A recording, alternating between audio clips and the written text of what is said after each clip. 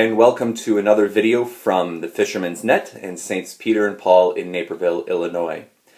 In this series of videos, we're looking at some of the foundations for Catholic morality and for moral decision-making. And in this video, we want to look at one particular concept that's really at the foundations or the ground level for morality, but it's also a concept that's very often misunderstood or at least misused. And that is human freedom.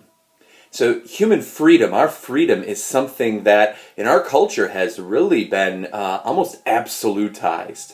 Freedom for an American is one of the greatest values that we have. But it's been so absolutized that anything can be claimed in the name of freedom. And in fact, if you think about it, there are things that are, according to our Catholic faith and according to right reason, immoral, that are claimed under the heading of freedom or choice. So we want to look at this concept of freedom. So freedom is simply the power that's rooted in our intellect and our will to act or not to act, to do this or that, and so to perform deliberate actions on our own responsibility. So in that sense, this kind of freedom we're talking about wouldn't apply to, say, our pets. Your dog may be free to choose what it does all day while you're away at work, but that's not what we're talking about with freedom in this sense. This is freedom that properly grounds moral actions, and so it's got to be rooted in an intellect that can grasp the truth and a will that can choose the good. So in that sense, the creatures that surround us, only humans, have truly proper freedom. And so we are the only ones, the only creatures in the visible world that can shape their own lives through our free decisions. And so these free decisions, this freedom, really characterizes moral actions as either morally good or morally bad. Something can't be morally good or bad if it doesn't flow from freedom. Think of things that we do that don't flow from freedom, like a sneeze. A sneeze doesn't come from the intellect and will, it simply happens, or a hiccup. Those are actions that people might find funny or annoying or whatever, but they wouldn't praise us as morally virtuous for sneezing, nor would they blame us as somehow bad or evil for a hiccup. Those are things that don't flow from intellect and will, aren't properly free. So freedom is what makes us responsible for our acts, makes them actually voluntary, and therefore gives them this moral basis. And one of the aspects we have to understand then when it comes to freedom is imputability. My actions are imputable to me. They're my responsibility. I have responsibility for those actions insofar as they flow from freedom. And there are certain acts that normally flow from freedom where our imputability, our responsibility, can actually be lessened or even nullified if our freedom is compromised.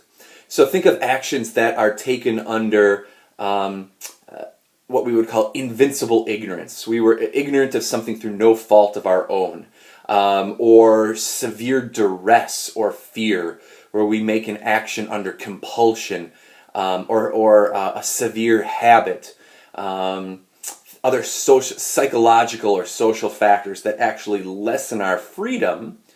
Those acts no longer flow from a full freedom rooted in intellect and will.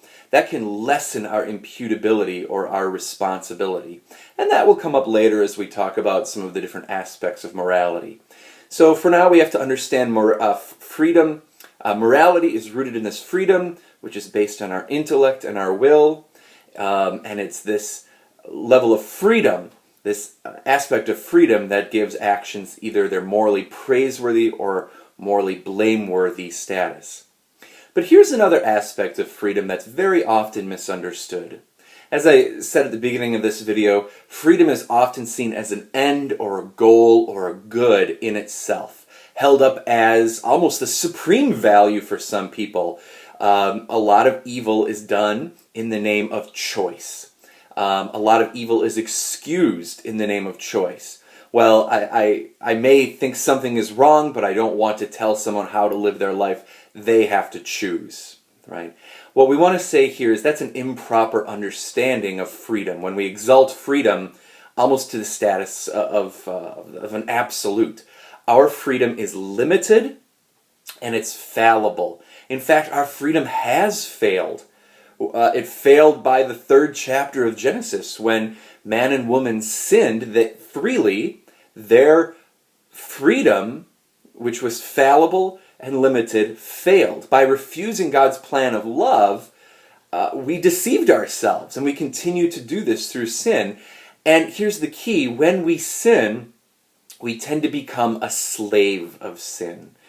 Think perhaps there's a sin in your life where you go to confession and you're repeatedly confessing that sin, or maybe you can just recognize in your own life some sin that's been with you for a long time. The more we sin, the more we're inclined to that sin, the more we're under the power of that sin, we become enslaved to sin. So when we may use our freedom to choose sin, what we really do is lessen our freedom. We become enslaved to something other than the good. And so what we have to say about freedom is that freedom truly attains its perfection when it's directed towards God. And that's an important concept. For most people, and most of the time when we talk about freedom, freedom is simply the ability to do anything I want completely unhindered. And what we want to say here, though, is know the true understanding of freedom. The understanding of freedom from the Catholic tradition is that freedom is the ability to do the good without hindrance. Freedom is the ability to freely choose the good. So the more one does the good, the freer one becomes. There's really no true freedom except in the service of what's good and true and just. And so the choice to disobey and to do evil is not an exercise of our freedom. Now, get that for a second. When we choose evil, it's not a real exercise of our freedom. It's an abuse of freedom and leads to that slavery of sin. We may say that someone freely chooses sin, and that's true, but when we speak about freedom in that sense, we're using it more in an analogous sense. Because true freedom is directed towards something. It's ordered towards something. It's ordered and directed towards the good. Using freedom for evil is not a use or an exercise of freedom. It's an abuse. Here's an example. I was thinking perhaps that this might clarify a bit. When I was growing up, every spring, we'd have to go out into the yard and use a rototiller to till up the ground in my mom's garden and in the flower beds. And so a rototiller is one of these machines that has rotating blades on it, and that turns up the soil so that you can plant better. And that's the proper use of a rototiller. That's what it's directed to. That's what it's ordered to tilling up the earth. Now imagine, as I was a young teenager, I took that rototiller with these rotating blades and took it into the living room and started rototilling the living room carpet. It would tear it up, right? And my parents walked in and said, "What are you doing?" And I said, "Well, I'm rototilling." They would say, "No, you're not," right? That's not a proper use of a rototiller. That's not what it's directed to. That's not what it's ordered to. That's an abuse of a rototiller, and it's doing something destructive. It's the same idea with our free will, right? Our freedom is directed towards choosing the good. It finds its perfection in choosing the good. In using freedom to choose evil, we're not using our freedom, we're not exercising our freedom in the proper sense, we're abusing our freedom. And so we need to recognize that the call to freedom, the call to choice, is not an absolute, and it can't be used to justify sin, because freedom is in service of the true and the good. We're going to look in our next video at another one of these concepts that's very important for Catholic morality and is also very misunderstood. And we'll talk in the next video about the idea of the moral conscience. So stay tuned for that.